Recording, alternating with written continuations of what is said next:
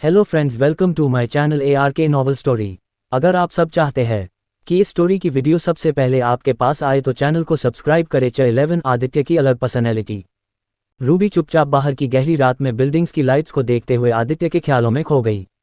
वह अपने आप को आदित्य के बहुत करीब इमेजिन करने लगी, इतना करीब जितना कोई भी उसकी मर्जी के बिना उसके करीब नहीं हो सकता। उसके मुंह से बरबस ही निकला, मिसेज रूबी आदित्य कपूर। इस ख्याल से उसको गुदगुदी हुई और उसको अनजानी सी बेचैनी हुई। वह अकेली ही मुस्कुराने लगी, पर अगले ही पल उसने खुद को संभाला क्योंकि इस समय वह अपने स्टाफ के साथ थी। ये पहली बार था जब वह सीरियस मैटर के बीच कोई बचकानी हरकत कर बैठी हो। उसने फेस को थोड़ा एरोगेंट बनाया और काम को बातों में खुद को बिजी कर लिया। सुबह होते ही इनविटेशन कार्ड भेजे गए। वालियाज की इतनी पावर थी कि 1 घंटे में ही यह काम पूरा हो गया। जिनको कार्ड मिले उनकी खुशी का कोई ठिकाना नहीं था, जिनको नहीं मिले उनकी रोजाना रूटीन चल रही थी। पर फिर भी पूरे बिजनेस वर्ल्ड में वालिया फैमिली की ओर से ऑर्गेनाइज एक लंच के लिए इनविटेशन को न्यूज फैल चुकी थी। इसमें बहुत ही अच्छी रेपुटेशन वाले हार्ड वर्किंग बिजनेस टायकून्स को इनवाइट किया गया था और उनमें से किसी एक को वालिया की बड़ी पोती की ओर से बिजनेस में पार्टनरशिप का मौका मिलना था। ये सच में कोई छोटी बात नहीं थी। हर छोटी बड़ी दुकान में जमा हुई भीड़ में चर्चा का मुद्दा बनी हुई थी। और मोस्ट एलिजिबल बैचलर बिजनेसमैन तो वालियाज की बड़ी बेटी की एक झलक देखने को ही तरस रहे थे। आखिर वह हमेशा लाइमलाइट से दूर रही थी, पर उसको देखने का मौका भी इनवाइट को ही मिल सकता था। हर न्यूज चैनल की सुर्खियों में इस लंच इनविटेशन, अरेंजमेंट्स और इसकी कॉस्ट का खूब जिक्र चल रहा था। आहूजा मेंशन, नमन खुराना यहाँ मोस्ट वेलकम्ड गेस्ट बना हुआ है। अपने हाथ में पकड़े गोल्डन कलर के इनविटेशन कार्ड को वेव करते हुए विक्ट्री वाली स्माइल देते हुए बोला, see honey, what is this. Kinjal ने उसके हाथ से कार्ड लिया और देखने लगी। नमन सोफे पर बहुत ही स्टाइल से बैठ गया। इनविटेशन देखते ही किंजल खुशी से उछल पड़ी। You are amazing Naman baby, I love you. Naman यहाँ खुद को बहुत ही सक्सेसफुल समझ रहा था। हमने वालिया के साथ कनेक्ट होने की अपनी ओर से कोशिश की थी, लेकिन हमें उनकी ओर से इनवाइट किया गया है। जरूर हमारा काम उनकी नज़र में आया होगा, नमन ने बहुत ही प्राउडली कहा। किंजल ने जल्दी से इनविटेशन खोला। इनविटेशन को ध्यान से पढ़ा तो उसका चेहरा लाल हो गया। खुशी के आंसुओं को बहने से रोकते हुए वह कांपती सी आवाज में बोली, ना नमन। नमन उठकर उसके पास आया और उसको कंधों से पकड़ते हुए बोला, इमोशनल क्यों हो रही हो? अब तो ऐसी सक्सेस मेरे कदमों में खुद आकर गिरती रहेगी। किंजल की मॉम आशा भी वहां आ गई और ऑलमोस्ट उसने भी किंजल को इमोशनल होते हुए देख लिया। नमन, मुझे लगता है हमारा रिलेशन हेवन में बना है। वालियास को भी पता चल गया हम दोनों एक हैं, इसलिए इसमें मेरा भी नाम है। ये सुनकर नमन चौंक गया। उसने झट से किंजल के हाथ से इनविटेशन कार्ड लिया और पढ़ने लगा, क्योंकि वो इनविटेशन कार्ड देखकर इतना खुश हो गया था पूरा कार्ड ध्यान से नहीं पढ़ा था। इसमें सच में किंजल का भी नाम था। आशा भी उनके पास आकर खड़ी हो गई। उसने तो ये भी कभी नहीं सोचा था कि कोई छोटा मोटा बिजनेसमैन भी कभी उसकी बेटी के साथ कोई लंच मीटिंग करेगा, क्योंकि किंजल सिर्फ बाप का पैसा उड़ाती थी, कमाती कुछ नहीं थी। पर आज मोस्ट टॉक्ड लंच पार्टी का इन्विटेशन उसकी बेटी के नाम पर है। उसकी भी खुशी से बाँछें खिल गई थी। नमन, जो अब तक खुद को सबसे अलग शो करने वाला था, अब किंजल के बराबर ही हो गया था, क्योंकि कार्ड दोनों के लिए एक ही था, तो उसकी रेपुटेशन किंजल से बढ़कर नहीं हो सकती। पर चेहरे पर नॉर्मल भाव रखते हुए वह बोला, हाँ स्वीट हॉट, उनको भी पता है नमन अपनी वाइफ के बिना हाफ पार्ट है, इसलिए मेरे साथ तुमको भी इनवाइट किया है। मेरा दामाद है ही इतना एलिजिबल कि बड़े से बड़ा आदमी भी उसकी पसंद की रिस्पेक्ट करता है। आशा ने आगे बढ़कर नमन का माथा चूम लिया और आगे बोली, अच्छा हुआ उस कचरे को डाइवोर्स देकर बाहर फेंक दिया, वरना बस उसको धोने को देने के लिए मेरी बच्ची बस कपड़े ही सेलेक्ट करती रहती। ओह मॉम, इस खुशी के मौके पर तो उसको याद मत करो, किंजल ने दुखी होकर कहा। आदित्य का जिक्र आते ही नमन को वो समय भी याद आया जब उसने नमन को किंजल के सामने पीटा था। ये याद आते ही उसका मुंह कड़वा सा हो गया, पर अगले ही पल उसको याद आया विक्रम भाटिया ने आदित्य की बैंड बजा डाली होगी। वह थोड़ा रिलैक्स हो गया। सॉरी, हम कभी उसका जिक्र इस घर में नहीं करेंगे, तुम दोनों बैठो, मैं तुम्हारे लिए नाश्ता लगवाती हूँ, कहते हुए आशा वहां से चली गई। आम नागरिक से लेकर रिच सिटीजन्स तक सबके बीच वालियाज के लंच का जिक्र था। अकेला आदित्य ऐसा था जो इस खबर से बिल्कुल बेपरवाह था। उसका पूरा फोकस इस समय अपनी पावर को इंक्रीज करने पर था। वह पलाती मारकर आंखें बंद करके बैठा हुआ था। गहरी गहरी सांसें लेकर उसने खुद को शांत किया और अपनी पावर पर फोकस किया। कुछ ही देर में उसका मन कुछ शक्तियों के संपर्क में आ गया। उसको कुछ ऐसा दिखा जो वह बचपन में अपने पिताजी को करते देखा करता था। कुछ जड़ी बूटियां जिनसे वह कुछ दवा बनाया करते थे। आदित्य को सब कुछ साफ साफ दिख रहा था। उन्होंने कुछ हर्ब्स को पीसकर एक छोटी सी गोली बनाई और कहा, यह आपकी प्राप्त की हुई ऊर्जा कर आपके अंदर सही से स्थापित करेगी। सब कुछ एकदम ब्राइट हो गया और आदित्य की आंखें खुल गई। वह झट से उठकर खड़ा हो गया। उसको अपना शरीर काफी वजनदार महसूस हुआ, पर उसने ज्यादा ध्यान नहीं दिया। अब मेरे पास सर्टिफिकेट भी है, तो मैं ये दवा बना सकता हूँ और इससे अच्छी कमाई भी कर सकता हूँ। मुझे जड़ी बूटियां खरीदनी होगी। आदित्य ने अपने पास से कार्ड निकाले, एक उसका अपना, दूसरा रूबी का। मैं अपना कार्ड यूज़ करूंगा। I am sorry miss Ruby, मैं आपको पसंद तो बहुत करता हूं, लेकिन जब मेरे पास मेरे अपने पैसे हैं मैं आपके पैसे यूज़ नहीं करूंगा। उसने रूबी के कार्ड को हल्के से किस किया और पर्स में रख लिया। तभी उसके दरवाजे पर दस्तक हुई। कोई डोरबेल बजा रहा था। आदित्य ने दरवाजा खोला तो रूबी की सेक्रेटरी 4 और लोगों के साथ खड़ी थी। उसकी पहले तो नज़र आदित्य के लिए घृणा से भरी हुई थी, लेकिन आदित्य को सामने देखकर एकदम स्पीचलेस हो गई। कुछ दिन पहले उसने जिस आदित्य को देखा था वो एकदम मरियल सा था, दुबला पतला शरीर और बेजान से चेहरे पर झुर्रियां। पर जो उसके सामने खड़ा था जैसे कोई और ही इंसान हो। आदित्य के उभरे हुए मसल्स, वाइट शर्ट से झांकता हट्टा कट्टा शरीर, ब्राउन गहरी आंखों का तेज, चौड़े माथे पर हल्के से बिखरे हुए बाल, बड़ी हुई दाढ़ी। आदित्य को देखने में इतना खो गई कि सेक्रेटरी तो जैसे यहाँ आने का मकसद ही भूल गई। चैप्टर 12 रूबी की सच्चाई आए आदित्य के सामने। कुछ दिन पहले उसने जिस आदित्य को देखा था वो एकदम मरियल सा था, दुबला पतला शरीर और बेजान से चेहरे पर झुर्रियां। पर जो उसके सामने खड़ा था जैसे कोई और ही इंसान हो। आदित्य के उभरे हुए मसल्स, वाइट शर्ट से झांकता हट्टा कट्टा शरीर, ब्राउन गहरी आंखों का तेज, चौड़े माथे पर हल्के से बिखरे हुए बाल, बड़ी हुई दाढ़ी। आदित्य को देखने में इतना खो गई कि सेक्रेटरी तो जैसे यहाँ आने का मकसद ही भूल गई। अपने सामने रूबी की सेक्रेटरी को देखकर आदित्य ने फॉर्मल वे में हेलो बोला, जिससे सेक्रेटरी होश में आई। पर उसने आदित्य के हेलो का रिस्पॉन्स करना अपनी शान के खिलाफ समझा। वह थोड़ा चिढ़ते हुए आदित्य के एंट्रेंस को देखते हुए बोली, तुम यहाँ रहते हो?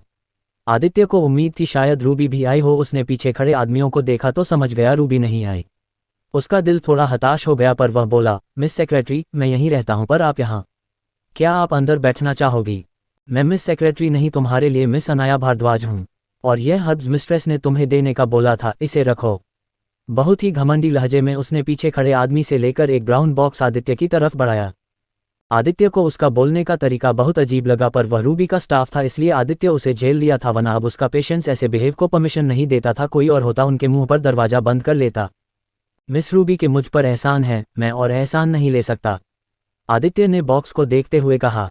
तो तुम इसको न लेकर मिस्ट्रेस की इंसल्ट करने की हिम्मत कर रहे हो? सेक्रेटरी का रवैया बहुत ही रूखा था। मेरी ऐसी कोई इंटेंशन नहीं, लाइए मैं इसको मिस रूबी की रिस्पेक्ट के लिए रख सकता हूं, पर मैं इसका पे करना चाहता हूं। आदित्य ने बॉक्स ले लिया, पर सेक्रेटरी मजाक उड़ाने वाली हंसी हंसते हुए कहा, हम किससे पेमेंट लेंगे इसकी? बेकार से कचरे से। उसकी बात सुनकर आदित्य के माथे पर बल पड़ गए, लेकिन खुद को शांत रखते हुए वह बोला, it looks funny just because of I don't have enough money. पर इसका यह मतलब बिल्कुल नहीं है कि मैं हमेशा इतना अपसेट और डेस्परेट रहूंगा। Miss Anaya Bhardwaj. Oh really? Secretary अपनी हंसी को दबाते हुए बोली, लूजर किड, मैंने तुम्हारे फ्यूचर को कोई बद्दुआ नहीं दी, नहीं मैं इनकार करती हूँ कि तुम अमीर नहीं बन पाओगे, पर फिर भी बहुत सारी बड़ी बड़ी उपलब्धियां हासिल करके भी तुम क्या बन जाओगे? सेक्रेटरी खुद भी चिढ़ी हुई थी और आदित्य को भी चिढ़ा रही थी। वह आगे बोली, एक बहुत बड़ा विला खरीदो, बड़ी गाड़ी में घूमो, सिटी का सबसे अमीर आदमी बनो, फिर भी क्या औकात होगी तुम्हारी?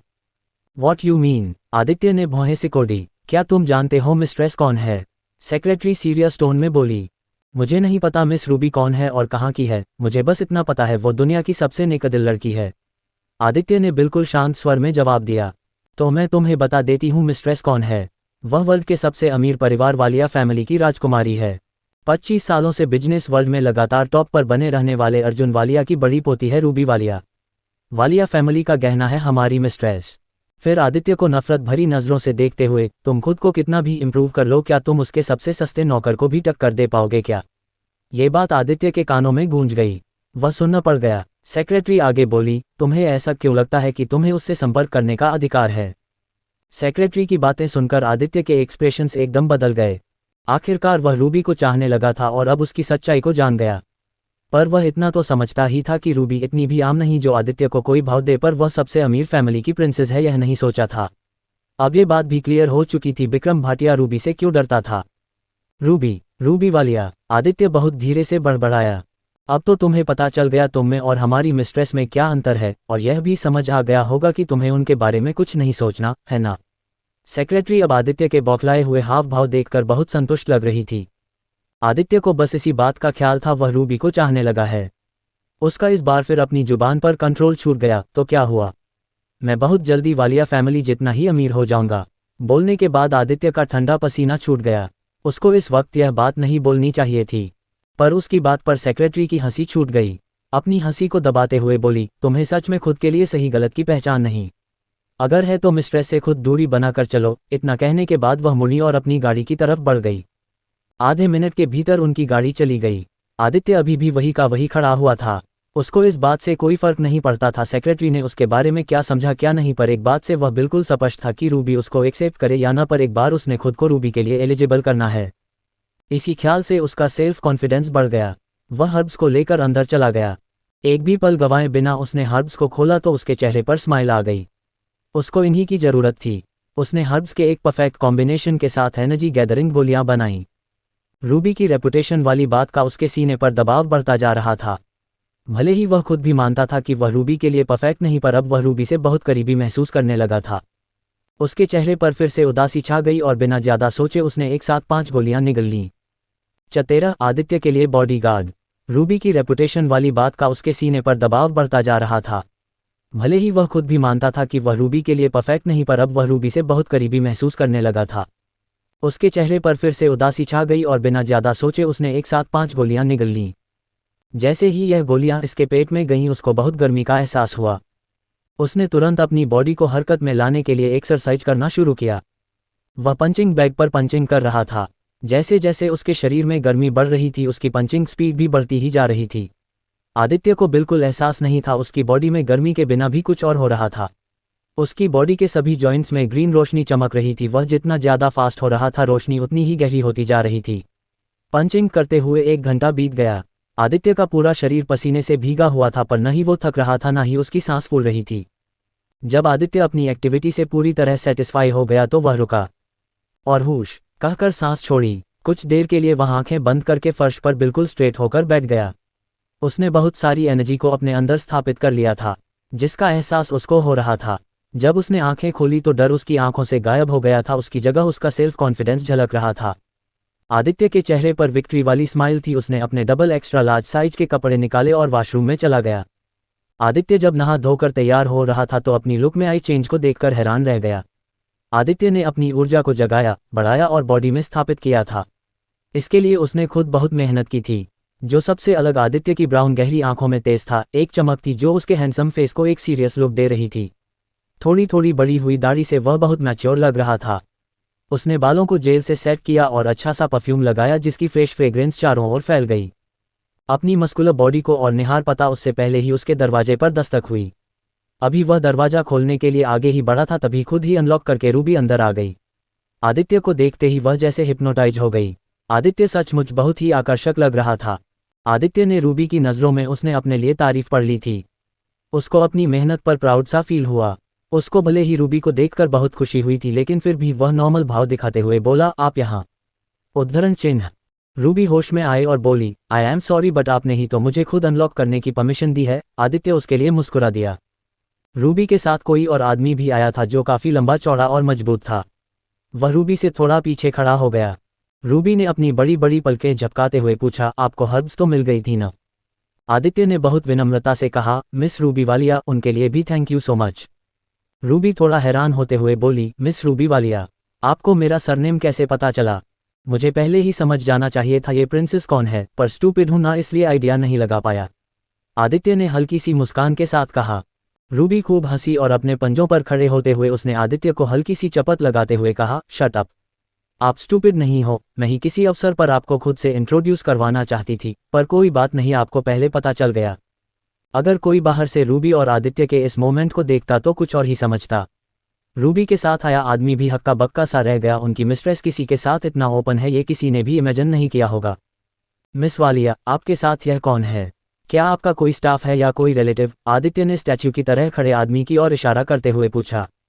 ओह, मैं तो इंट्रोड्यूस करवाना ही भूल गई। ये गार्ड है आपकी रक्षा के लिए। मैं इसको आपका हर दम पीछा करने का आदेश देती हूँ, आपको कोई तंग नहीं करेगा। आदित्य को याद आया रूबी का कोई भी प्रपोजल ठुकराना उसकी इंसल्ट करना भी हो सकता है, पर अब वह खुद को अगर अपने लिए भी प्रूफ नहीं कर पाया तो रूबी के लिए एलिजिबल कैसे होगा। उसने शांत लहजे में कहा, मिस वालिया, आपका हर हुक्म, आपकी हर मदद मेरे सिर आंखों पर है, पर सच कहूँ मुझे गार्ड की जरूरत नहीं। आदित्य के दिल में तितलियां भी उड़ रही थी कि रूबी उसके लिए पोसेसिव है, इसका भी जरूर कुछ मीनिंग है, पर उसने अपने इमोशंस को कंट्रोल में रखा हुआ था। रूबी आइस को रोल करते हुए बोली, विक्रम तो आपको कभी परेशान नहीं करेगा, पर और कोई भी आपके ऊपर अटैक कर सकता है। ये गार्ड बैटल जोन का रिटायर्ड मेंबर है, बिना किसी वेपन के भी 10 लोगों को एक साथ संभाल सकता है। इसीलिए मैंने इसको आपके लिए सेलेक्ट किया है। आदित्य ने गार्ड को देखा और कहा, मैं कॉन्फिडेंस के साथ कह सकता हूं कि मेरी ताकत इससे कम नहीं। रूबी उसके बिहेव पर चौंक गई।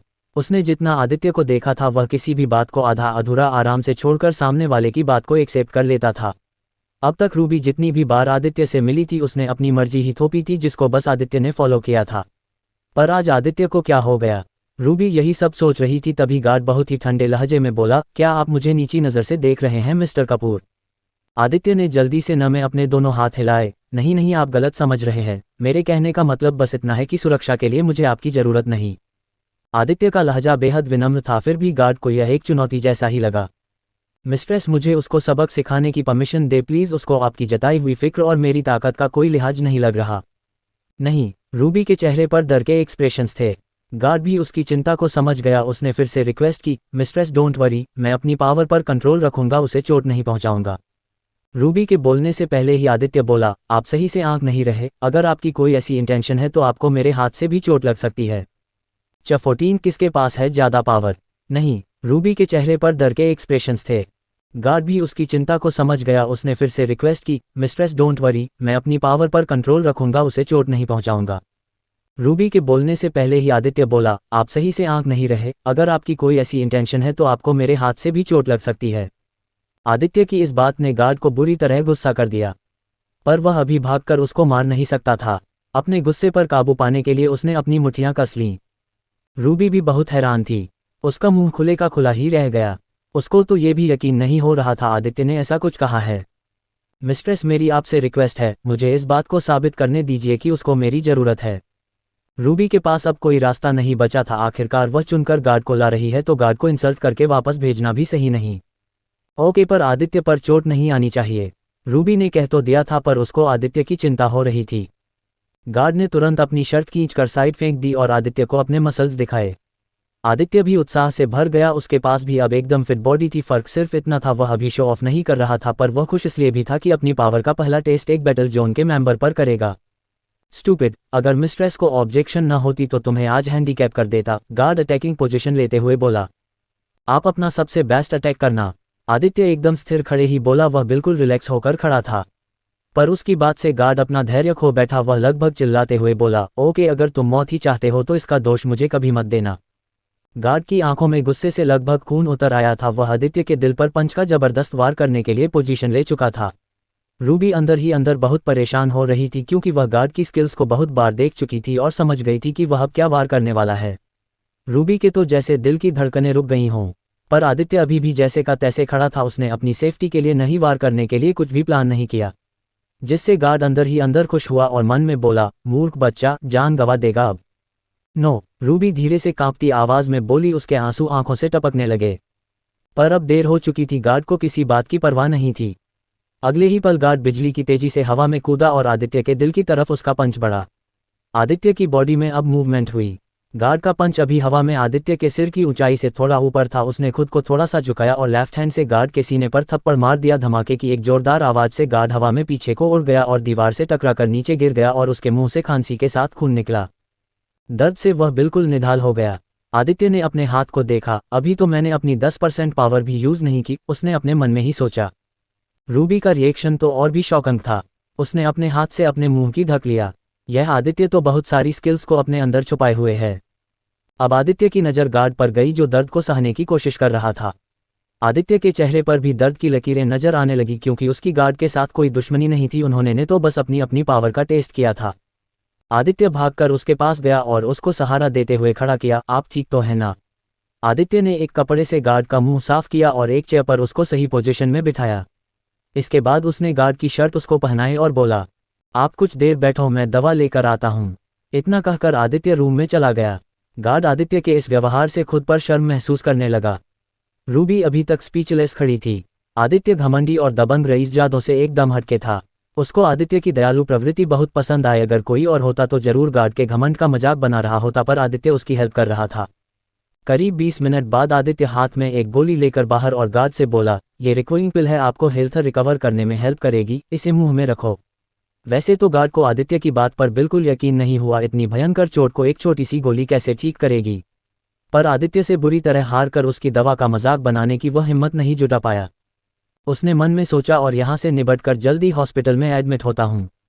उसने दर्द सहने की कोशिश करते हुए आदित्य से गोली लेकर मुंह में रख ली। गोली को मुंह में रखते ही गार्ड के एक्सप्रेशंस चेंज हो गए। उसको लगा जैसे मुंह में बर्फ पिघल रही हो।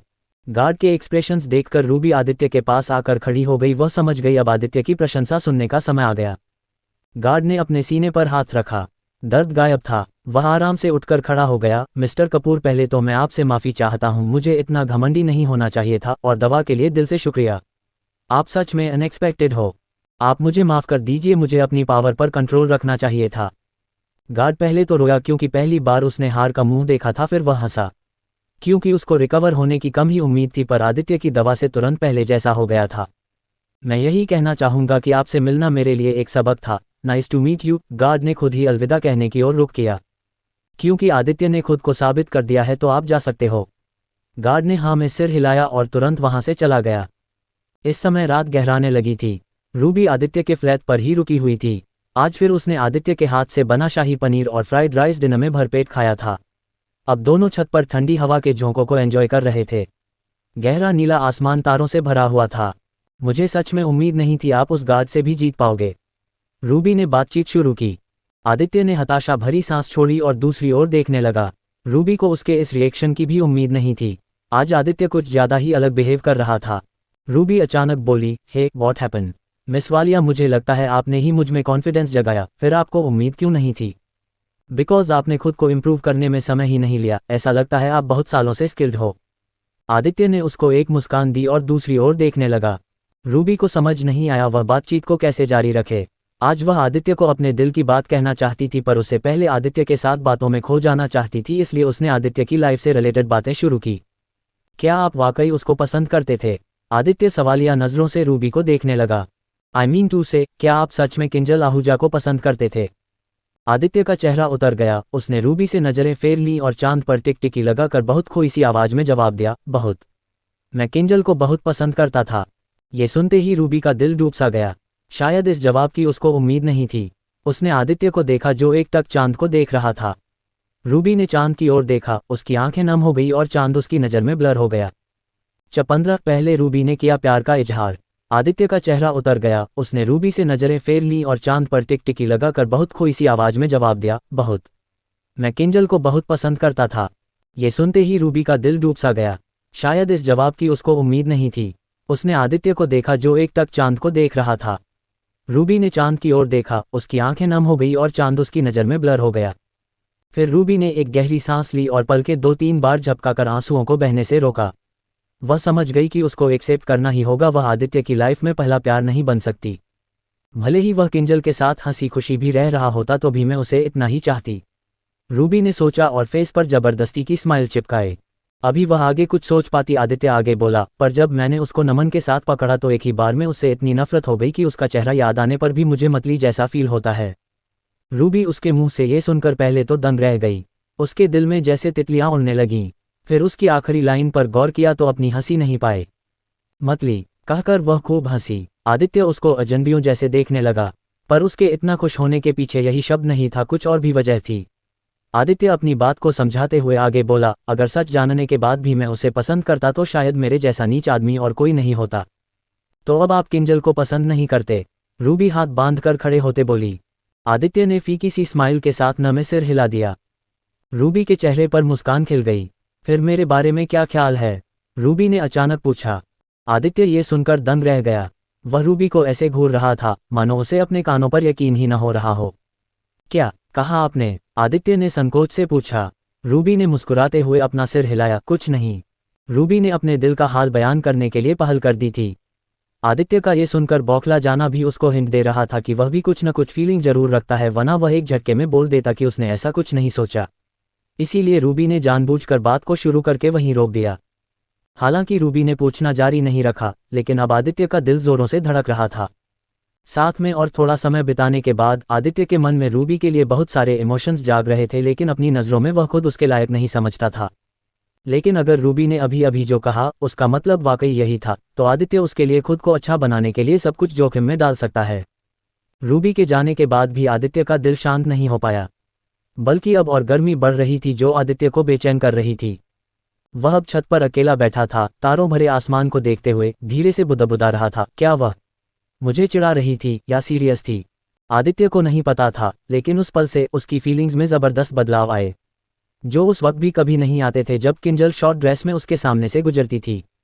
अगले दिन वालियाज के लंच में सिर्फ एक दिन बचा था, लेकिन आदित्य को इसमें कोई दिलचस्पी नहीं थी। उसके विचार अब इस बात पर केंद्रित थे कि कैसे अपनी ताकत को और भी मजबूत बनाया जाए। उसी समय आदित्य का फ़ोन अचानक बज उठा। फ़ोन उठाते ही आदित्य ने देखा कि बिमल आहूजा कॉल कर रहे थे। बिमल आहूजा किंजल के पापा थे। उन्होंने हमेशा आदित्य के प्रति दयालुता दिखाई थी और आहूजा परिवार में वे इकलौते थे जिन्होंने आदित्य के साथ अच्छा व्यवहार किया था। इसलिए आदित्य तुरंत फ़ोन उठाया। अंकल, आदित्य की आवाज़ अनजाने में उदास हो गई थी।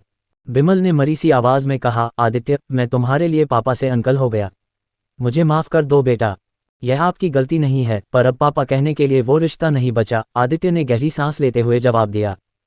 पूरे आहूजा परिवार में एक आप ही हो जिसने मेरे साथ एक व्यक्ति की तरह व्यवहार किया, लेकिन अब मैं अपने जीवन के लिए आहूजा परिवार पर निर्भर नहीं रहना चाहता, बल्कि मैं किसी पर भी निर्भर नहीं रहना चाहता। आदित्य ने गंभीरता से अपने दिल की बात की।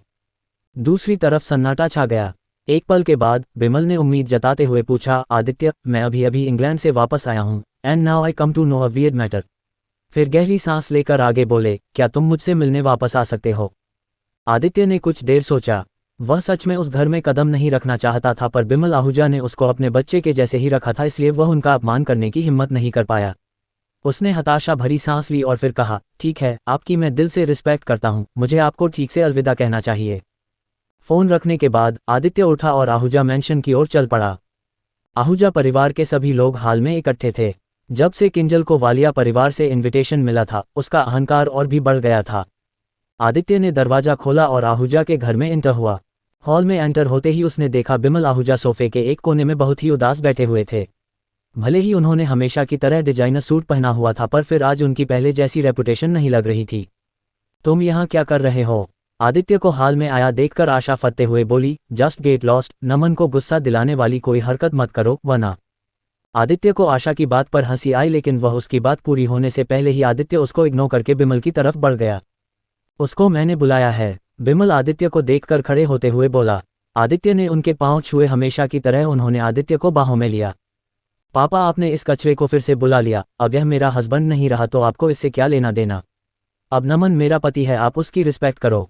पापा से अपनी बात खत्म करने के बाद किंजल ने आदित्य की ओर इशारा किया और उस नफरत उछालते हुए बोली, निकलो यहाँ से, अगर नमन ने तुम्हें देख लिया तो मार देगा। आदित्य ने किंजल को कुछ भी जवाब देने की जहमत नहीं उठाई और बिमल से बोला, अंकल, मैं आपको मिलने और मिलकर अलविदा कहने आया हूँ। आप भी एक्सेप्ट कीजिए, यह शायद लास्ट टाइम होगा जब मैं आहूजा मैंशन आया हूँ। बिमल की आंखें नम हो गई। उसने आदित्य का हाथ कसकर पकड़ लिया और दर्द भरी आवाज में कहा, आदित्य प्लीज मान जाओ, तुम अभी भी यहाँ रुक सकते हो। चसोला वेडिंग डेस्टिनेशन। आदित्य ने किंजल को कुछ भी जवाब देने की जहमत नहीं उठाई और बिमल से बोला, अंकल, मैं आपको मिलने और मिलकर अलविदा कहने आया हूँ। आप भी एक्सेप्ट कीजिए, यह शायद लास्ट टाइम होगा जब मैं आहूजा मैंशन आया हूँ। बिमल की आंखें नम हो गई। उसने आदित्य का हाथ कसकर पकड़ लिया और दर्द भरी आवाज में कहा, आदित्य प्लीज मान जाओ, तुम अभी भी यहाँ रुक सकते हो। आदित्य आश्चर्य से बिमल को देखने लगा। बिमल ने रिक्वेस्ट करते हुए कहा, भले ही तुम किंजल के पति नहीं रहे, पर मैंने तुम्हें हमेशा बेटा समझा है। मेरा बेटा बनकर रुक जाओ। किंजल के तो जैसे तन बदन में गुस्से से आग लग गई। वह बोलना तो बहुत कुछ चाहती थी, पर समझ नहीं पा रही थी पहले क्या बोलकर गुस्सा निकाले। बिमल उम्मीद भरी नजरों से आदित्य को देख रहा था। सॉफ्ट हार्टेड होने के बावजूद भी आदित्य ने बिमल की रिक्वेस्ट को सिरे से नकार कर नमे सिर हिला दिया। बिमल ने अपनी आंखें बंद कर ली, पर आदित्य का हाथ नहीं छोड़ा। अब किंजल इस सीन पर हंसे बिना नहीं रह पाई। वह बोली, पापा, ऐसा लगता है आप कभी रियलिटी से वाकिफ नहीं होना चाहते। बिमल उदास निगाहों से किंजल को देखने लगा। किंजल आगे बोली, ऐसे क्यों देख रहे हैं आप? दे से कुछ समझे ही नहीं।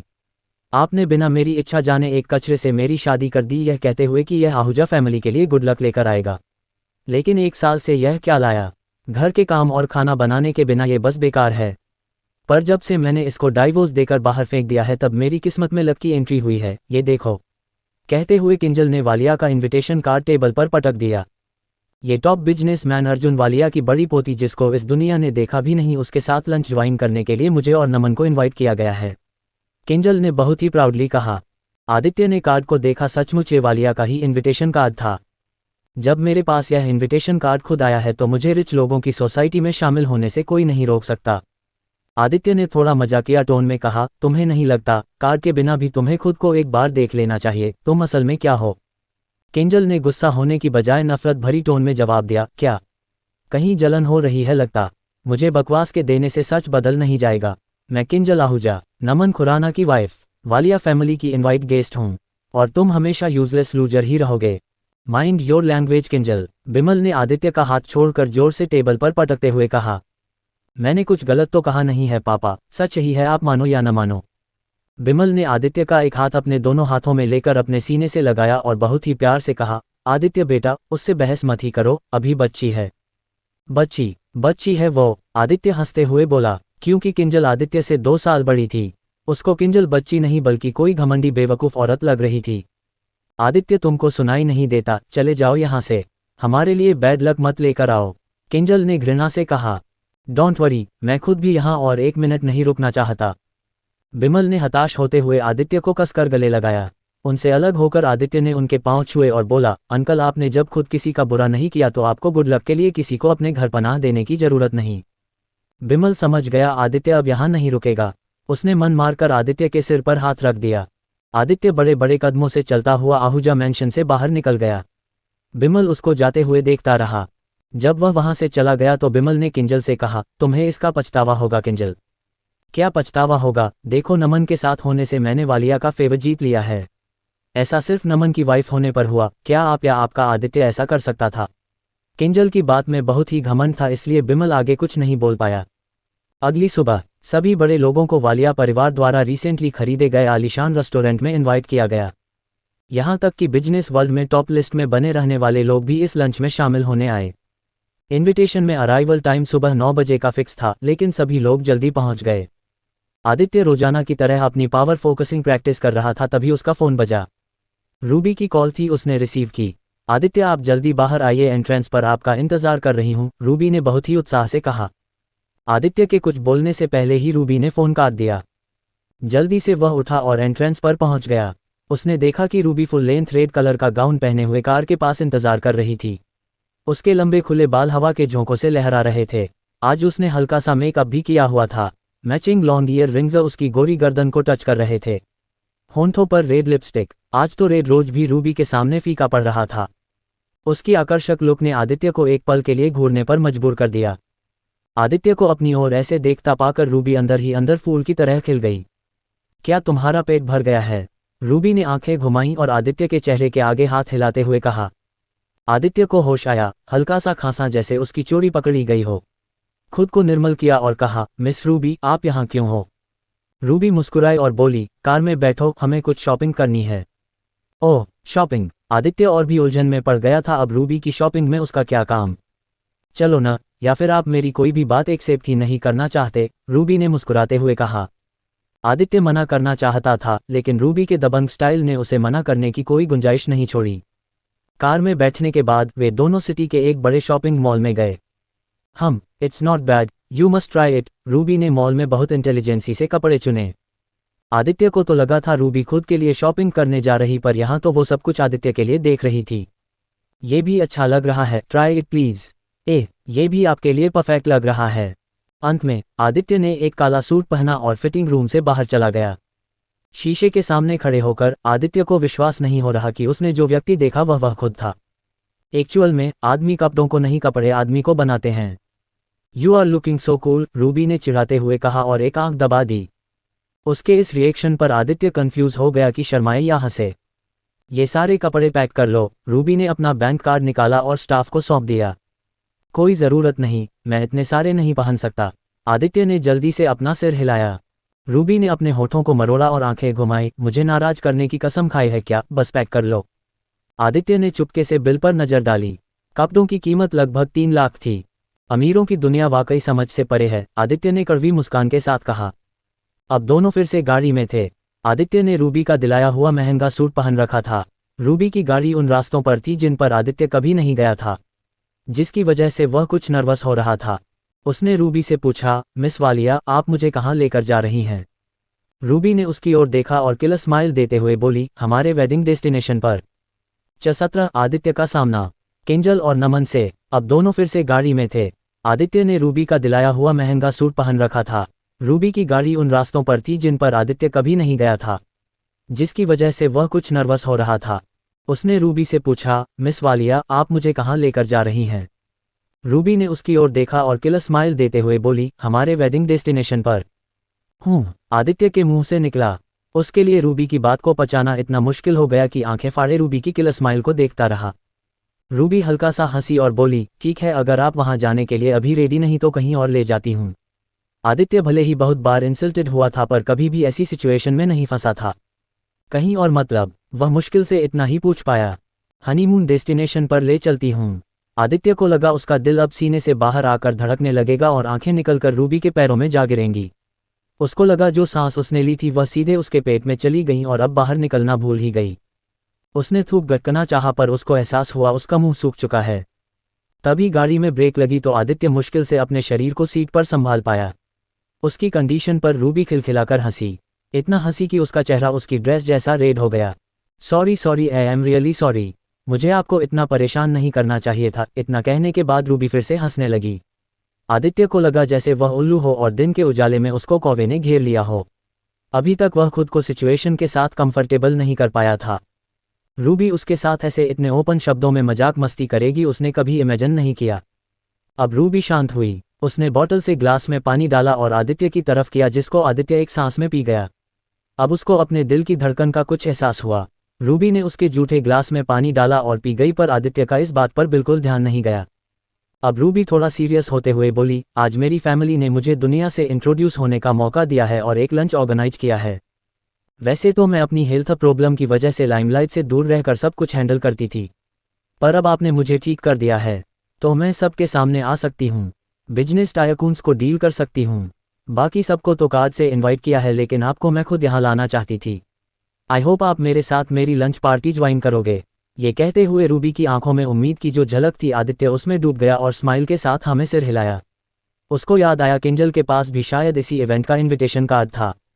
जब आदित्य रूबी के साथ गाड़ी से उतरा तो वेल ड्रेस्ड स्टाफ ने उनको रिसीव किया। रूबी के साथ आदित्य को भी स्पेशल ट्रीट किया गया। रूबी ने हमेशा की तरह बिल्कुल शांत रवैया अपनाया। आदित्य के सामने वह काफ़ी चुलबुली बन जाती है। उसके पावरफुल एटीट्यूड और आदित्य के सामने बचपना, दोनों में दिन और रात जैसा फर्क था। जब रूबी के साथ साथ चलता हुआ आलीशान रेस्टोरेंट में एंटर हो रहा था तब आदित्य खुद पर काबू नहीं कर पाया। आदित्य ने अपने दिल में एक्सेप्ट किया, मैं रूबी से प्यार करने लगा हूं और बहुत जल्द उसको खुद प्रपोज करूंगा। वह पहले कभी ऐसे इवेंट में नहीं गया था जिसकी वजह से उसको घबराहट होना लाजमी था, पर रूबी की तरफ से अब तक मिली रिस्पेक्ट के कारण और अपनी स्थापित की हुई एनर्जी की वजह से वह बहुत कॉन्फिडेंट लग रहा था। आदित्य, रूबी ने अचानक कहा। आदित्य रुका और रूबी की ओर देखने लगा। आप याद रखना, कुछ लोग आपको चिढ़ाएंगे, मुझे पूरा यकीन पर आप सबसे ज्यादा काबिल हो, ये बात अपने जहन में रखना, तभी आप सभी से डील कर पाओगे। आदित्य उसकी बात से चौंक सा गया, आखिर वह इस समय ये बात क्यों कर रही। तभी उसकी नज़र एंट्रेंस पर हाथ में हाथ डालकर इंटीमेट स्टाइल में चले आ रहे एक बेशर्म कपल नमन और किंजल पर गई। जैसे ही आदित्य ने उनको देखा उन्होंने भी आदित्य को देख लिया। नमन ने तुरंत थोड़ा सा झुककर किंजल के होंठों पर किस किया और आदित्य की तरफ बढ़ा। किंजल को इस हरकत पर बहुत प्राउड फील हुआ, वहीं आदित्य को मतली जैसा फील हुआ। अगले ही पल आदित्य को लगा एक सॉफ्ट से हाथों के जोड़े ने उसका हाथ थामा। उसने थोड़ा नीचे देखा, रूबी ने उसके हाथ को थामा हुआ था। क्या आप परेशान हो? रूबी ने बहुत प्यार से पूछा। Miss Ruby, thank you so much. Aditya के दिल में रूबी के लिए रिस्पेक्ट बढ़ती जा रही थी। जल्दी ही किंजल और नमन उनके पास आ गए। जब किंजल ने आदित्य का हाथ थामे खड़ी रूबी को देखा तो अंदर ही अंदर जल भून गई, क्योंकि आदित्य बहुत हैंडसम लग रहा था और साथ में रूबी इतनी खूबसूरत थी जैसे आसमान से उतरी हुई अप्सरा हो। नमन को भी खटास महसूस हुई, इतनी प्यारी लड़की आदित्य के साथ कैसे हो सकती। तुम यहाँ, अनबिलीवेबल। किंजल ने आदित्य का मजाक उड़ाया। आदित्य ने बहुत ही ठंडे स्वर में कहा, जब तुम आ सकती हो तो मैं क्यों नहीं। किंजल ने पूरी तरह से सेटिस्फाई होकर कहा, I am invited bye Walia family. ऐसा कहकर उसने रूबी को ऐसे देखा जैसे यहाँ सिर्फ उसकी ही रेपुटेशन सबसे अच्छी हो। रूबी के चेहरे पर खुशी और शांति के भाव बने हुए थे। मिस, आप भी यहाँ होंगी इसकी उम्मीद नहीं थी, लगता है आपकी फैमिली के पास भी स्ट्रेंथ है। नमन ने रूबी से बातचीत शुरू करने के लिए कहा। इट्स वेरी सिंपल, रूबी ने बिना किसी भाव के जवाब दिया। आदित्य जानता था कि रूबी उसको खुद सही जवाब देगी। खुराना फैमिली को भी वालिया फैमिली की तरफ से इनवाइट किया गया है, तो हमें फ्रेंड्स बन जाना चाहिए, हम कभी भी बिजनेस में साथ आ सकते हैं। नमन ने जैसे अपना दांव खेला और रूबी उसकी इंटेंशन को अच्छे से समझ गई। फ्रेंड बनूं, तुम लायक हो क्या? रूबी नाक भान सिकोड़ते हुए बोली। मिस, आपको नहीं लगता ये कुछ ज़्यादा रिएक्ट किया है आपने? नमन थोड़ी नाराजगी शो करते हुए बोला। मैं इम्पोर्टेंट लोगों को अच्छे से जानती हूँ, तुम्हारे बारे में कभी कुछ नहीं सुना। रूबी ने नमन की साफ ही इंसल्ट कर दी। खुराना फैमिली का नाम है तभी हमें यहाँ इनवाइट किया गया है ना। मेरी फ्रेंड होने के नाते आपका भला ही होगा, नुकसान नहीं। मेरी नज़र में खुराना फैमिली कुछ भी नहीं। रूबी के मुंह से ये सुनकर नमन का चेहरा एकदम बदसूरत हो गया, पर रूबी ने उसकी कोई परवाह नहीं की। उसने आदित्य को बहुत रिस्पेक्ट से देखा और बोली, आप यहाँ एंजॉय करो, मुझे बस कुछ ही काम है जो पूरे करने हैं। आदित्य रूबी की सच्चाई से वाकिफ था, उसको पता था रूबी का यहाँ कितना इंपॉर्टेंट रोल है। उसने कहा, ओके मिस रूबी, आप जाए। रूबी के जाने के बाद नमन बड़बड़ाया, स्टिंकी बिच, तुम्हें तो मैं बिस्तर में ले ही आऊँगा। फिर उसने आदित्य की तरफ देखा और नाक सिकोड़ते हुए कहा, उस स्टिंकी लेडी से कहो मुझसे दूर रहे, वरना मैं माफ़ नहीं करूँगा। आदित्य नाक भान सिकोड़ते हुए कहा, नमन खुराना, तुम मुझसे अभी माफ़ी मांग लो वरना देर हो जाएगी। चैटी, नमन की हालत हुई खराब। ये सुनकर नमन और किंजल जोर से हंस पड़े। लूजर, तुमने मुझे वार्निंग देने की हिम्मत की। लगता है विक्रम भाटिया ने तुम्हें कोई अच्छा सबक नहीं सिखाया, नमन ने व्यंग्य किया। जाहिर है, नमन आदित्य के कहने का मतलब नहीं समझ पाए। आदित्य ने समझाने की जहमत नहीं उठाई और बस मन सा मुस्कुराया और, नमन खुराना, मुझे उम्मीद है कि तुम्हें इसका बाद में पछतावा नहीं होगा। पछतावा? वो तुम्हें होगा कुत्ते के पिल्ले, नमन ने गुस्से में गाली दी। आदित्य ने उसके साथ और समय बर्बाद नहीं किया और वहां से जाने के लिए मुड़ गया। यहाँ बहुत सारी डिलीशियस डिशेज थीं जो आदित्य ने पहले कभी नहीं देखी थी। हाल के दिनों में आदित्य ने ज़्यादातर नूडल्स खाए थे, इसलिए उसने अपनी इमेज की परवाह नहीं की और दिल खोलकर खाया। How stupid he is. Aditya की शक्ल देखकर किंजल की घृणा और भी क्लियर हो गई। वैसे तो वह आदित्य की बदल चुकी पर्सनैलिटी देखकर उससे मुश्किल से ही नज़र हटा पा रही थी, मगर वह नमन को लेकर अपने डिसीजन को गलत साबित नहीं करना चाहती थी, इसलिए आदित्य से ज़्यादा ही नफरत जता रही थी। इस समय एक आदमी नमन खुराना के पास आया। यह आदमी कोई और नहीं बल्कि आरव रॉय था, जो सिटी के सबसे अमीर आदमी शिवांश रॉय का बेटा था। नमन खुराना, तुम भी यहाँ हो? आरव ने आगे बढ़कर नमन खुराना का मुस्कराते हुए ग्रीट किया। नमन ने आरव रॉय की ओर देखा और कहा, मिस्टर रॉय, आप भी यहाँ हो? आरव ने मजाक में कहा, हाँ, मैं तो बहुत छोटा सा मासूम सा चेहरा लेकर आया हूँ। नमन हंसा। मी रॉय, मजाक करना बंद करो, आपके पिता सिटी के सबसे अमीर आदमी हैं। आरव ने उसको खुलकर स्माइल दी। मी रॉय, मैंने सुना है कि आप कुछ समय पहले वालिया परिवार के साथ लंच मीटिंग में शामिल हुए थे। ये कैसा एक्सपीरियंस था? हमारे साथ कोई सीक्रेट इन्फॉर्मेशन शेयर करो जो अभी तक सिर्फ आपके पास है। नमन ने बहुत ही मिस्टीरियस तरीके से पूछा। आरव ने कुछ भी नहीं छिपाया और सीधे कहा, ये रियल में कोई सीक्रेट जानकारी नहीं है। वैसे भी जो इस बार लंच मीटिंग करने आई है वह वालिया परिवार की राजकुमारी है। मैंने एक झलक देखी है पहले उसकी, वह अर्जुन वालिया की पोती है जिसे वह सबसे ज़्यादा प्यार करता है। ओह, तो ये सच में एक लड़की है? मुझे तो लगा था अर्जुन वालिया अभी भी किसी और पर भरोसा नहीं करेंगे। कहते हुए नमन ने भौहें सिकोड़ी। आरव ने सिर हिलाया, कुछ और भी है? लगता है कि मिस वालिया इसी सिटी में किसी एलिजिबल बिजनेसमैन को सपोर्ट करने की प्लानिंग बना रही हैं। एक एलिजिबल बैचलर? नमन की आंखें चमक उठीं और उसने उत्सुकता से पूछा, कौन है? आरव ने अपना सिर हिलाया, इतना तो मुझे नहीं पता, पर वह उस सिंपल से इनविटेशन कार्ड से लंच में नहीं इनवाइट किया गया जो हम सबको मिला, उसको तो स्पेशल ट्रीट किया गया होगा। किंजल जो उनके बगल में थी, ये सुनकर उसने उत्साह से कहा, क्या वो हम में से कोई हो सकता है? किंजल के याद करवाने से नमन को भी थोड़ी पॉसिबिलिटी महसूस हुई। हाल के वर्षों में खुराना परिवार का बिजनेस सिटी में खूब फल फूल रहा है और इसका क्रेडिट नमन खुराना को जाता है। इसके बिना भी उनको वालिया की तरफ से अचानक इनविटेशन मिला। क्या यह इसलिए नहीं हो सकता क्योंकि वे खुराना परिवार को इम्पोर्टेंस देते हों? और फिर पिछले सालों से इस सिटी में बहुत कम बिजनेसमैन हैं जिन्होंने कोई मुकाम हासिल किया है। अगर यह आरव रॉय नहीं है तो यह बहुत पॉसिबिलिटी थी कि वह खुराना हो। ये सोचकर ही नमन और भी उत्साहित हो गया। हो सकता है कि यह तुम हो? आरव रॉय ने भी मजाक में कहा। अच्छा समय आने पर मुझे मत भूलना। आरव ने नमन के कंधे पर थपथपाया। नमन का सीना तन गया और वह बोला, डोंट वरी, मैं आपको हेल्प करता रहूंगा। नमन ने ऐसे शो किया जैसे वह इकलौता ही वालिया का वारिस हो। गुड, मेरे अच्छे दिन आखिरकार आ ही गए। कहते हुए किंजल ने अपना मुंह ढक लिया। वह शब्दों में बयां नहीं कर पा रही थी। वह आदित्य की जगह नमन को चुनने वाले अपने फैसले के लिए लगातार शुक्रगुजार होती जा रही थी। अगर वह आदित्य पर निर्भर करती तो उसकी तो जिंदगी ही खत्म हो जाती। सॉफ्ट डॉल, मैं देखूंगा कि तुम अब कैसे परफॉर्म करोगी मेरे बैट पर। सोचते हुए नमन के दिमाग में रूबी का थोड़ी देर पहले का घमंडी चेहरा उभर आया। उसने ये भी सोचा कि वह कैसे कैसे रूबी के सामने अपनी पावर शो करके उसको अपने कदमों में लाएगा। क्या हुआ, तुम्हारा चेहरा बहुत उतरा हुआ लग रहा है, आरव ने सहजता से पूछा। नमन ने नाक से कुर्री आरव रॉय के कान के पास झुकते हुए कहा, अभी अभी एक मरियल सी लड़की अपने कुछ अच्छे लुक्स पर घमंड करते हुए मेरे साथ रूखा बिहेव कर रही थी। ओह, आरव ने भौहें उठाईं और मजाक में कहा, वह कौन है? मुझे नहीं पता, पर इसकी सजा मैं उसको अपने ही तरीके से देना चाहता हूँ, नमन ने नाक से कुर्री।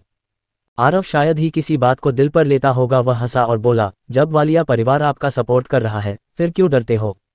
रियली? नमन सेल्फ कॉन्फिडेंट होकर हंसा। वालिया परिवार की तुलना में कोई और कुछ भी नहीं है, नमन ने हल्की मुस्कान के साथ कहा। जब दोनों बात कर रहे थे, नमन की नज़र अचानक दूर चली गई। उसने देखा कि रूबी आदित्य के बगल में ही खड़ी थी। उसे ये तो नहीं पता था कि वे किस बारे में बात कर रहे थे।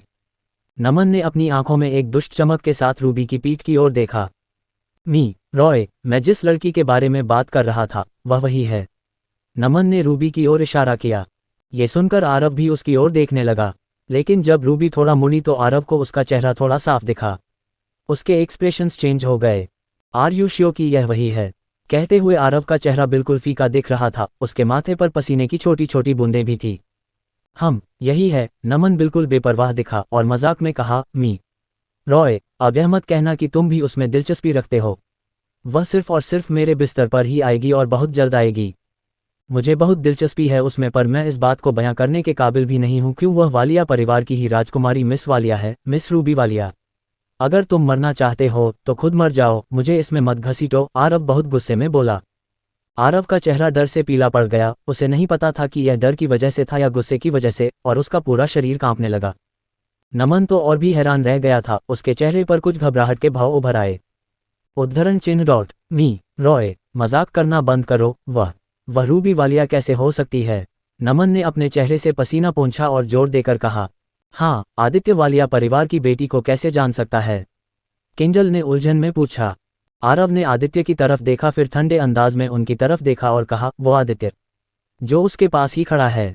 मैंने अभी अभी देखा कि सिटी के रिप्यूटेटेड लोगों ने उसे वाइन पिलाई और बैटल जोन के कमांडर ने उसके साथ खुशी से मजाक किया। तो आपको वो आदित्य क्या लगता है? ये सुनते ही नमन का चेहरा तुरंत पीला पड़ गया। वाइन के गिलास को पकड़े हुआ उसका हाथ भी थोड़ा कांपने लगा। इम्पॉसिबल, इम्पॉसिबल, किंजल ने अपने दांत भींचे और कहा। आदित्य एक बेकार का हारा हुआ व्यक्ति है, वह वालिया परिवार की बेटी को कैसे जान सकता है? आरव ने सलाह देने वाली टोन में कहा, मुझे नहीं पता कि वे कैसे मिले, लेकिन मैं तुम्हें सलाह देता हूं कि तुम अपनी सुख शांति के लिए प्रार्थना करना शुरू करो। इतना कहते हुए वह जाने के लिए मुड़ा। उसी समय नमन ने आरव की कलाई पकड़ ली। उसने पागलों की तरह कहा, Aarav, Roy, please help me, please, नहीं तो मैं मर जाऊंगा। आरव ठंडे स्वर में हंसा, तुम्हारी मदद? मैं तुम्हारी मदद क्यों करूं? और मैं उनसे दुश्मनी क्यों मोल लूं?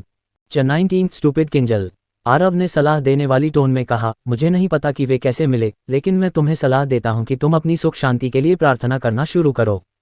इतना कहते हुए वह जाने के लिए मुड़ा। उसी समय नमन ने आरव की कलाई पकड़ ली। उसने पागलों की तरह कहा, Aarav, Roy, please help me, please, नहीं तो मैं मर जाऊंगा।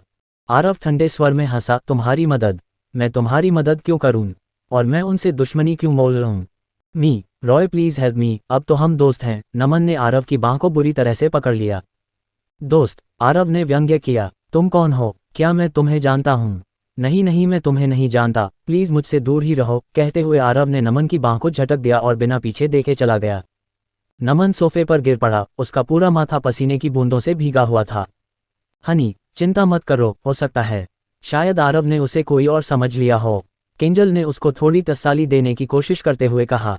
बकवास, नमन ने अपने दांत और कस लिए। ये सब तुम्हारी वजह से हुआ है। अगर तुम नहीं होती तो मैं मिस वालिया से आज पहली बार मिलता पहले ही उसको नाराज नहीं करता। नमन ने खुद पर कंट्रोल न रखते हुए किंजल को एक थप्पड़ मारा। किंजल ने एक हाथ से अपना चेहरा ढांक लिया और वहीं बैठ गई। आगे वह एक शब्द भी बोलने की हिम्मत नहीं जुटा पाए। नमन ने गहरी सांस ली और खुद को जबरदस्ती शांत किया। उसने एक पल के लिए सोचा और ठंडे स्वर में कहा, वैसे मैंने मिस वालिया के साथ कुछ भी गलत नहीं किया है। उसने ही मेरी दोस्ती की रिक्वेस्ट को इग्नोर किया था। बाद में उससे माफ़ी मांगने के लिए मेरे साथ चलना। किंजल अजनबियों की तरह नमन को देखने लगी। मैं तुमसे कह रहा हूं किंजल, भले ही मिस वालिया तुम्हें आदित्य के सामने झुकने के लिए कहे, तुम मना मत करना, समझी? नमन गुस्से को दबाते हुए चिल्लाया। किंजल ने अपना चेहरा ढांक लिया और फुसफुसाते हुए कहा, मैं समझती हूं। इसके बावजूद नमन को अभी भी बेचैनी महसूस हो रही थी। उसने एक गहरी सांस ली और कहा, और वहां आदित्य है जिसने उसने हमेशा तुम्हारे साथ देवी की तरह व्यवहार किया था, इसलिए उसे माफी की भीख मांगने का कोई तरीका ढूंढो। ये सुनकर किंजल ने अचानक मुंह बनाया। मैं उस हारे हुए व्यक्ति से भीख क्यों मांगूं? Shut up! दबी आवाज में दांत पीस कर चिल्लाते हुए नमन ने किंजल के चेहरे पर फिर से थप्पड़ मारा। तुम्हारे लिए बेटर यही होगा कि मैं जो कहूं वही करो, अगर कुछ उल्टा सीधा हुआ तो मैं तुम्हारी टांगें तोड़ दूंगा। नमन ने गुस्से में अपने दांत भींच लिए। किंजल को इसकी बिल्कुल उम्मीद नहीं थी। जो हमेशा अपने बेड पर चाहता था आज उस पर चिल्ला रहा था। उसकी दी हुई वार्निंग के बावजूद भी किंजल ने हार नहीं मानी। क्या बुरा हो सकता है? मुझे नहीं लगता कि वह मेरे साथ कुछ कर सकती है। किंजल की बातें सुनकर नमन और भी भड़क गया। उसको खुद पर भी लाहनत जैसा फील हुआ। वह ऐसी बेवकूफ़ औरत के प्यार में कैसे पड़ सकता है? मैं तुम्हें सिर्फ बता रहा हूं कि तुम्हें क्या करना है, स्टूपिड औरत। नमन ने अपने दांत पीस लिए और अपने गुस्से को दबा लिया। वालिया परिवार के लिए उन्हें बस एक शब्द की जरूरत है और तुम, मैं, आहूजा परिवार और खुराना परिवार दोनों दुनिया से मिट जाएंगे, नमन ने ठंडे स्वर में कहा। किंजल ने बस उसको चुप कराने के लिए हाँ में सिर हिला दिया, लेकिन इसे दिल पर नहीं लिया कि नमन के जैसा बिगड़ल व्यक्ति किसी और के सामने कैसे झुक सकता है और माफी मांग सकता है। इसके अलावा किंजल के दिमाग में भले ही रूबी वालिया टॉप के परिवार की सबसे बड़ी बेटी हो, सबसे खराब बात तो ये होगी कि वालिया से सपोर्ट पाने का मौका खो देंगे, बस और कुछ नहीं होगा। नमन के शब्द सिर्फ बड़ा चढ़ाकर कहे गए थे। पर मुझे ज्यादा चिढ़ाओ मत, मैं भी मिस हूं, किंजल ने मन ही मन सोचा। हनी, आपको भी ज्यादा चिंता करने की जरूरत नहीं है। वालिया परिवार शायद इतना भी घटिया नहीं होगा जो छोटी छोटी बातों के लिए लोगों को खत्म करता फिरे। कहते हुए किंजल ने नमन की ओर देखा और कहा, इसके अलावा जैसा कि आरव ने कहा, वालिया परिवार जिस युवा व्यक्ति का सपोर्ट करता है वह शायद आप ही हो। किंजल के लिए उसे अभी भी इस पर विश्वास करना मुश्किल लग रहा था। आखिरकार उसकी राय में आदित्य एक बेकार व्यक्ति था। एक बेकार व्यक्ति वालिया परिवार की बेटी के साथ कैसे रह सकता है? नमन ने कोई जवाब नहीं दिया, लेकिन उसके दिल में अभी भी उम्मीद की एक किरण थी। हालांकि रूबी वालिया और आदित्य के बीच अच्छे संबंध थे, नमन भी आदित्य को अच्छी तरह से जानता था कि अब तक वह एक असफल व्यक्ति था। चाहे उनका रिश्ता कितना भी अच्छा क्यों ना हो, वालिया परिवार को किसी योग्य व्यक्ति को सपोर्ट करने की जरूरत थी, न कि किसी असफल व्यक्ति को। आई होप कि ऐसा होगा, नमन बड़बड़ाया और आह भरी। उसने सिटी से हर उभरते बिजनेसमैन का अनुमान लगा लिया था और वास्तव में कोई भी उससे बेहतर नहीं था। तभी अचानक से पूरा हॉल शांत हो गया। इसके बाद उन्होंने मंच पर कई स्पॉटलाइट चमकते हुए देखी। Hello everyone, let's welcome the most eligible grand daughter of mister Arjun Walia, miss Ruby Walia. Host की चीख के साथ ही रेड ड्रेस में लहराते लंबे बालों वाली एक लड़की धीरे धीरे स्टेज पर आई। जैसे ही वह आई, उसने सबका ध्यान अपनी ओर आकर्षित कर लिया। उसकी खूबसूरती मनमोहक थी। Wow, how beautiful she is, किसी ने प्रशंसा में धीरे से फुसफुसाया। इस समय रूबी वालिया आदित्य के साथ हंसते खेलते मजाक मस्ती में रहने वाली नॉर्मल रूबी से बिल्कुल अलग थी। हालांकि उसके चेहरे पर हल्की मुस्कान थी, लेकिन लोगों को ऐसा लग रहा था जैसे वह एक पिघलता हुआ बर्फ का पहाड़ है जो लोगों को दूर रख रहा है। रूबी वालिया की खूबसूरती से हर कोई हैरान था। सभी ने पहली बार उसको सामने देखा था और हाल इतना शांत हो गया था कि सांसों की आवाज भी सुनी जा सकती थी। जस्ट अ बिच, अचानक एक बेसुरी आवाज आई। ये किसी और ने नहीं बल्कि किंजल आहूजा ने कहा था। हालांकि आवाज तेज नहीं थी, लेकिन ऐसा लग रहा था कि यह सभी के कानों तक पहुंच चुकी थी। एक पल में अनगिनत आंखें किंजल आहूजा की ओर मुड़ गईं। 20 नमन या आदित्य। जस्ट अ बिच, अचानक एक बेसुरी आवाज आई। ये किसी और ने नहीं बल्कि किंजल आहूजा ने कहा था। हालांकि आवाज तेज नहीं थी, लेकिन ऐसा लग रहा था कि यह सभी के कानों तक पहुंच चुकी थी। एक पल में अनगिनत आंखें किंजल आहूजा की ओर मुड़ गईं। आवाज तेज नहीं थी, लेकिन साइलेंस में यह बहुत ही क्लियर थी और सबने अचानक ही सुनी थी, तो सबका हैरत में पड़ना लाजमी था, क्योंकि अब तक कोई भी वालिया फैमिली को क्रिटिसाइज करने की हिम्मत नहीं जुटाया। आज किसी ने उनकी राजकुमारी के बारे में बहुत चीप वर्ड बोला। रूबी ने भी उस ओर ठंडी नजर डाली। वैसे तो वह अपने स्टेटस के खिलाफ कुछ भी सहन नहीं कर सकती थी, लेकिन किंजल को देखकर वह मन ही मन मुस्कुराए। हॉल में एकदम आवाजें सुनाई देने लगीं। Who is this stupid lady? उद्धरण चिन्ह। क्या ये पागल हो गई है? उद्धरण चिन्ह। वह जीने से थक गई होगी। उद्धरण चिन्ह। मैं इसको जानता हूं, यह आहूजा परिवार से है। सेंस नहीं इसको। कहते हैं अज्ञानता असल में निडरता की ओर ले जाती है। इसको रिजल्ट का शायद आइडिया नहीं कोई। अलग अलग लोगों ने किंजल के बारे में अचानक प्रतिक्रिया दी। जिसको सुन सुनकर नमन का चेहरा पीला पड़ गया। काश वह अपनी इस मूर्ख वाइफ को थप्पड़ मार सकता। तुम बकवास क्यों कर रही हो? नमन ने घबराहट में जल्दी से डांटा। इस समय नमन का डूबकर मरने का मन कर रहा था। उसने पहले ही रूबी को नाराज कर दिया था और अब किंजल के गंदे मुंह से उसके लिए इतनी बकवास। वह मेरे बारे में बात कर रही है। मैं कल रात फ्रेंड्स के साथ मौज मस्ती करने के लिए बाहर गया था और उसने मुझे पकड़ लिया। आई एम सॉरी, मैंने सभी को गलत समझने दिया। इस क्रूशियल घड़ी में नमन को यही एक स्मार्ट जवाब सूझा। अपनी लेडी का अच्छे से ख्याल रखना, नहीं तो तुम खुद पर बड़ी प्रॉब्लम लाओगे, किसी ने नमन को कमेंट किया। हाँ, यह मेरी गलती है। नमन ने माफ़ी मांगते हुए मुस्कुराते हुए अपने माथे से ठंडा पसीना पोंछा। अचानक बने इस माहौल के कारण हर कोई टेंशन में था, लेकिन किंजल को इसकी परवाह नहीं थी। खासकर जब उसने देखा कि रूबी ने कुछ भी रिएक्ट नहीं किया तो उसकी हिम्मत और भी बढ़ गई। अरे देखा, यह क्या कोई बड़ी बात है? ये तो बस ऐसे ही है, तुम कुछ ज्यादा ही डर गए थे। किंजल ने नमन का उतरा हुआ चेहरा देखकर नाक भान सिकुड़ी। नमन की गुस्से में मुट्ठियां कस गई। वह बड़ी दबी सी आवाज में दांत पीस कर चिल्लाया, चुप हो जाओ, अगर तुमने कुछ और कहना गई तो तुरंत मुड़ो और दफा हो जाओ यहाँ से। भले ही वह खुद भी रूबी को गुस्सा दिला चुका था, पर वह ऑफ स्टेज बात थी। अब किंजल के साथ होने से वह बहुत इंसल्टेड फील कर रहा था। किंजल ने बात को शांत करते हुए कहा, मुझे समझ आ गया, मैं कुछ नहीं कहूंगी, ओके। नमन ने एक गहरी सांस ली और अपने दिल में लगातार प्रार्थना की। समय समय पर वह रूबी की ओर देखता था और केवल तभी जब उसे कन्फर्म हो गया कि रूबी परेशान नहीं है, तब उसे थोड़ी राहत महसूस हुई। लकीली मैं स्मार्ट हूं तो मौका संभाल लिया, नमन ने खुद से सोचा और खुद पर प्राउड फील किया। उसने ये भी नहीं सोचा था कि रूबी वालिया इन्वेस्ट करने के लिए इस सिटी आई थी और इन्वेस्ट का लक्ष्य सीधे रूप से पैसा कमाना था। वह निश्चित रूप से एक एलिजिबल बिजनेसमैन को सेलेक्ट करेगी। इस विचार के साथ ही नमन खुराना का दिल उम्मीद से भर गया। प्लीज कीप साइलेंस, होस्ट ने सबका ध्यान खींचा। पूरा हॉल तुरंत शांत हो गया। रूबी स्टेज से सभी पर नजर घुमा रही थी। जहां भी उसकी नजर पड़ी वहां एक सिहरन सी दौड़ गई। हर कोई रूबी के बोलने का इंतजार कर रहा था। इस बार मैं वालिया परिवार के इन्वेस्टमेंट के रिप्रेजेंटेटिव के रूप में और साथ ही अपने रिप्रेजेंटेटिव के लिए सिटी आई हूं। आखिरकार रूबी ने बोलना शुरू किया। सब सांसें थामकर सुनने लगे। मैं इस सिटी में कुछ समय पहले से हूं और काफ़ी लोगों से मिल चुकी हूं। उनमें से कुछ लोग ऐसे हैं जो अब तक कम जाने गए हैं या बिल्कुल अननोन, जिनकी एबिलिटी ने मुझे हैरत में डाल दिया। और कुछ ऐसे भी हैं जिनका सिटी में नाम तो है, लेकिन उनके काम और सोच का उनकी रेपुटेशन से कोई वास्ता भी नहीं। जब उसने ये कहा तो उसकी नज़र किंजल और नमन पर पड़ी। किंजल का चेहरा अचानक बदल गया और वह अपने दिल में रूबी को कोसने से खुद को नहीं रोक सकी। सब कुछ बर्बाद हो गया। नमन के दिल में यह आवाज़ गूंज गई जब उसने रूबी की नज़र को देखा। फिर उसने बहुत ही अफसोस के साथ किंजल को देखा। रूबी ने अब सामने खड़े लोगों को देखा और कहा, मैं आप सभी को एक युवा व्यक्ति से मिलवाना चाहती हूँ जो इस सिटी में मेरे सर्वे के अकॉर्डिंग अब तक सबसे बेहतरीन व्यक्ति है। ये शब्द सुनकर नमन और किंजल अनजाने में शांत हो गए। सबसे बेहतरीन व्यक्ति? फिर तो यह आदित्य कभी नहीं हो सकता, क्योंकि उन्होंने अभी तक आदित्य की कोई खास बात नहीं देखी थी। वह खाना बना सकता है, कपड़े धो सकता है, ऐसे आदमी को बेहतरीन कभी नहीं कहा जा सकता। नमन के दिमाग में कई नाम तेजी से आए। सिटी की यंग जनरेशन में से केवल कुछ ही ऐसे हैं जिन्हें एलिजिबल कहा जा सकता है, और नमन उनमें से लगभग सभी को जनता था। इस पर अच्छे से विचार करने के बाद नमन के मन में किसी का नाम आया। अगर वह नमन खुद नहीं तो वह आरव रॉय ही होगा। अगर मेरे साथ यह इडियट किंजल न होती तो वह नाम मेरा ही होता। सोचकर नमन का मुंह कड़वा हो गया। लेकिन ये भी ठीक है, जब तक मेरे आरव रॉय के साथ अच्छे संबंध हैं तब तक खुराना परिवार के पास अभी भी कुछ न कुछ उम्मीद है, नमन ने खुद से सोचा। इस शांति के वातावरण में अनगिनत दिल घबराहट से सिकुड़ गए। वे सभी जानना चाहते थे कि वालिया की प्रिंसेस किस आदमी में पॉसिबिलिटी को देखती है। Now with big clap please welcome mister. Ruby ने जानबूझकर एक सस्पेंस भरा गैप छोड़ा। तभी हॉल में एक स्पॉटलाइट जगी। स्पॉटलाइट्स दर्शकों के बीच इस तरह से घूमी मानो वे किसी को चुन रहे हों। आखिरकार रोशनी नमन खुराना पर पड़ी। अगले ही पल सभी की निगाहें नमन खुराना पर टिक गईं। नमन का दिल जोर से धड़का। उसको इस सिचुएशन पर जैसे यकीन ही नहीं हुआ। उसकी आंखें हैरानी से बड़ी बड़ी हो गई। It's really good, unbelievable. Naman बहुत ही उत्साहित हो गया। उसकी आंखों में गर्म आंसू भर आए।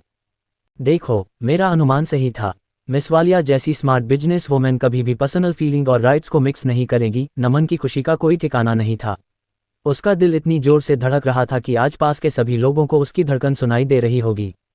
हनी, देखो सबकी पता है आदित्य बेकार का चरा है, तो वालिया परिवार उसे क्यों चुनेगा? किंजल ने नमन के कान के पास होकर कहा। नमन को भी लगा वह बस बेकार में ही चिंतित हो रहा था। वालिया परिवार ऐसे बेकार व्यक्ति को कैसे चुन सकता है जो अपनी पत्नी की भी देखभाल नहीं कर पाया? Please welcome mister Aditya Kapoor, कहते हुए रूबी एक बड़ी सी स्माइल के साथ खुद भी क्लैपिंग करते हुए स्टेज पर पीछे देखने लगी। हालांकि स्पॉटलाइट नमन खुराना पर थी। ठीक उसी समय रूबी के मुंह से निकले शब्द अचानक बदल गए और उसने आदित्य कपूर का नाम पुकारा। जैसे ही शब्द निकले, हॉल तालियों की गड़गड़ाहट से गूंज उठा। फिर सभी ने आदित्य को शानदार स्पॉटलाइट के बीच बैक करते से बाहर निकलते देखा। उसने ब्लैक कलर का सूट पहना हुआ था, एकदम परफेक्ट पोस्टर, सलीके से सेट बाल, चेहरे पर एक शर्मीली मुस्कान थी जिससे वह बहुत ही अट्रैक्टिव लग रहा था। भले ही वह पढ़ा लिखा और बहुत ही वेल बिहेव था, पर फिर भी कभी ऐसे ओकेशंस को ज्वाइन नहीं किया था तो दिल से थोड़ा घबराया हुआ महसूस कर रहा था। लेकिन जब उसकी नज़र ने रूबी की नज़र से मुलाकात की तो उसका दिल तुरंत आत्मविश्वास से भर गया। रूबी का उसको अप्रिशिएट करते रहना उसके कॉन्फिडेंस का सोर्स था। वह तेजी से उसके पास गया और जल्द ही रूबी के सामने खड़ा था। हॉल में थोड़ी देर के लिए सन्नाटा छा गया, लेकिन जल्द ही फुसफुसाहट लहरों की तरह आई। आदित्य कपूर, उद्धरण चिन्ह, मैंने इस व्यक्ति के बारे में कभी नहीं सुना। वह कौन है? कपूर फैमिली का कौन सा बिजनेस है? नमन का चेहरा शर्म से पीला था। कांपते होंठों के साथ वह फुसफुसाया, कैसे? ये कैसे संभव है? ये कैसे संभव है? केंजल का तो जल भूनकर बुरा हाल था। वह तो जैसे गुस्से से पागल हो रही हो। जिस व्यक्ति से वह सिर्फ और सिर्फ नफरत करती थी, जिसको अपनी जूते की नोक पर रखती थी, वह अचानक वालिया परिवार का मोस्ट वेलकम्ड गेस्ट कैसे बन गया? ये केंजल के लिए अब तक की जिंदगी का सबसे बड़ा झटका था। नमन पर स्पॉटलाइट अभी भी गायब नहीं हुई थी और इस समय वह एक बेकार जोकर की तरह लग रहा था। जाहिर है रूबी का इरादा नमन को अपमानित करना था। सब कुछ खत्म हो गया, सब कुछ खत्म हो गया। नमन खुराना का चेहरा दर्द और डर से भरा हुआ था, जो स्पॉटलाइट के नीचे बेहद हास्यास्पद लग रहा था। जब हर कोई चर्चा कर रहा था तब स्टेज पर कुछ ऐसा हुआ जिसने सबको हैरत में डाल दिया।